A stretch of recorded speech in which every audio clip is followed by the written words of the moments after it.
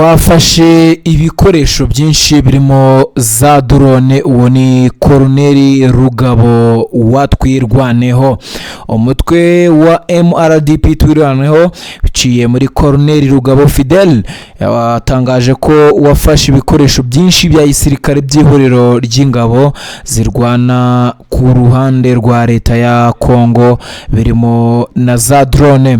Ni nyuma yuko M23 kuwa gatatu tariki ya mbere Nyakanga yigaruriye uduce twa Mikenke na Bila Lomboli itwirukanyemo izo ngabo zirwanira nyine uruhande rwa leta ya Kongo. Rugabo mu butumwa bwe yanditse ku rubuga rwe rwa X nkuko mugenda mubibona, yavuze ko nyuma yo gufata Mikenke na tundi duce ingabo z'ubutegetsi bwa Kinshasa n'u Burundi zakomeje kugaba ibitero byo kurasa ibirindiro bya twirwaneho biri Imikenke. Ati nyuma yo gufata Mikenke na Bila Lomboli, ubutegetsi bwa Kinshasa n'ubwa Gitega bukomeje ubushotoranyi bwo kurasa ibirindiro byacu biri Imikenke. Yakomeje avuga ko MRDP twirwaneho izakomeza kurinda abaturage, anemeza ko muri iyo mirwano yafashe ibikoresho byinshi bya gisirikare birimo za drone. Usibye Mikenke, kugeza kuri uyu wa kane imirwano yari iri kubera mu gace ka Rwitsankunku nkuko amakuru aturuka ku rugamba abyemeza. Avuga ngo ni umutwe wa MRDP twirwaneho bagerageje nyine kwatakara ugafata turiya duce, ubundi ukambura intwaro ndetse harimo nazo za drone zose bagiye bafata z'ingabo zirwana ku ruhande rwa leta ya Kinshasa.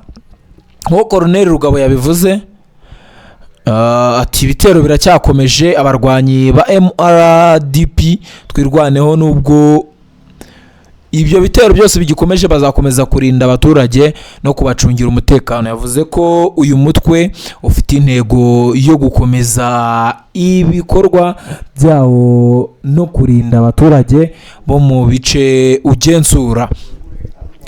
Uyu muvugizi yanatangaje ko mu mirwano iherutse kubera muri ako gace ingabo za MRDP twirwaneho zafashe ibikoresho bitandukanye bya gisirikare birimo za drones, gusa ntabwo yatanze umubare w'ibyo bikoresho cyangwa ibisobanuro birambuye ku buryo byafashwemo.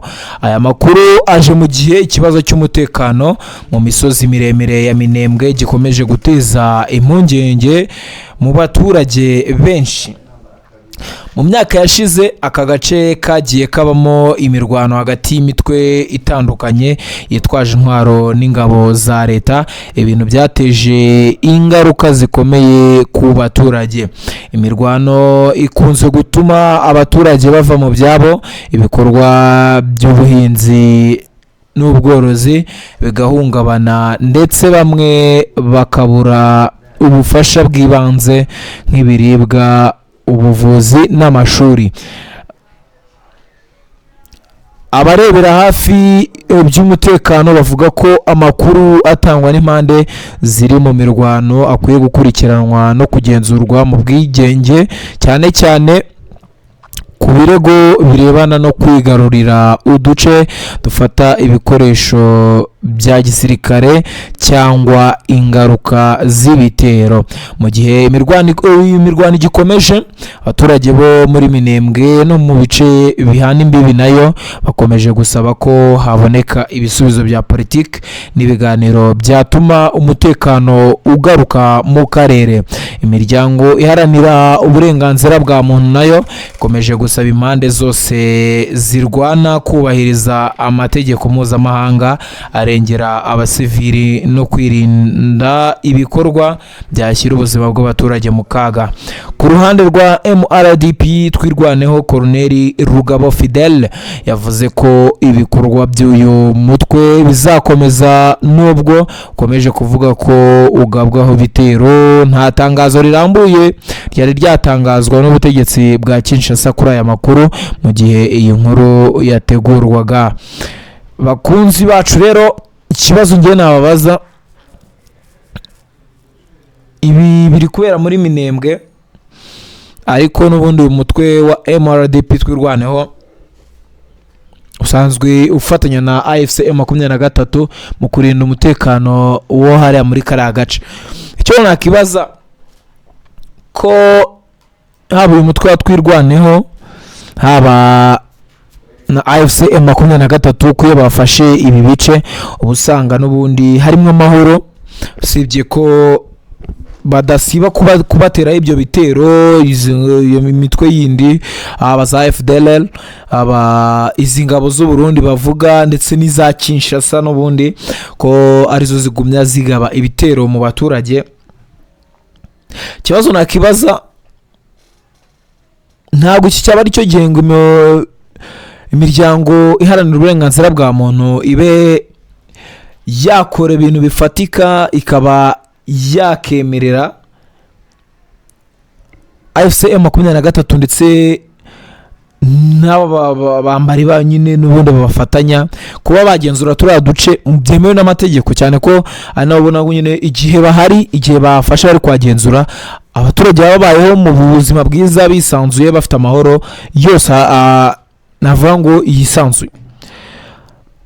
Ariko n'ubundi iyo bafashe, ubona ingabo za Kinshasa ari nazo zihungabanya umutekano, ziyarasa ibitero bigiye bitandukanye. Icyo cyo ni cyaba ikibazo. Ese izi ngabo za Kinshasa zemerewe kuba zagenzura kariya gace? Ntabwo abaturage noneho bajya mu kaga n'umubabaro ukabije, cyane ko niba batari kugenzura uduce noneho bakaba aribo bari kubarasaho. Ejo bundi twagiye tureba igihe basereburaga ikipe y'igihugu ya Congo yageze mu mikino irangiza knockout stages mu gikombe cy'isi, abaturage bakishima. Mu gihe bishimye, ukabona izo ngabo za Kinshasa nizo ziri kubarasamo ibitero. Ubona ko nyine kuba bafite inshingano zo kurinda abaturage ntabwo ari ibintu byabo, ubona ko babyihunza n'ubundi, ukubona ko ntabwo bashaka ko abaturage bagira amahoro. Icyo nakubaza wowe, ubona hari inde ukwiye kubayobora tuduce twa Kongo y'Iburasirazuba? Se AFC M23 ntiyabikora neza, ndetse n'iyi mitwe yayo nyine bafatanya, ubwo ndavuga za twirwaneho, cyangwa se wowe mu mboni zawe ubona utu duce tugenzurwa na Kinshasa n'ubundi n'ingabo za Kinshasa nibyo byaba byiza? Ubwo uratubwira, na mpamvu tuba shaka ko tuganira nyine mukaduha ibitekerezo, ubundi ibintu bikagenda neza. Nuko bimeze, ryo ryari itangazo rya Colonel Rugabo Fidel, navuga ngo ubuhagarariye n'ubundi, cyangwa se uri mu nshingano z'abagenzura MRDP twirwaneho, avuga ko bamaze kuba bafatira intwaro ndetse n'ibikoresho by'ingabo za Kinshasa ndetse n'ingabo z'u Burundi. Nuko bimeze reka ngushimire cyane, dukomeze tubane mu makuru agiye atandukanye agenda kugeraho buri kanya hano kuri The Quick Times News. Kanda subscribe niba utarayikanda, kandi nawe wayikanze like, share, comment kugira ngo ibintu bigende neza cyane. Ubundi ikindi nakubwira ngo amahoro y'Imana komeza abane nawe, kandi uhahe uronke mu by'ukora byose. Twebwe turagukunda kandi turakuzirikana. Ubundi ibindi byose ni mu makuru ari imbere, turaje tukugezaho n'andi makuru agezweho. Amakuru ni menshi cyane. Wowe kora subscribe ubundi ibintu bigende neza cyane.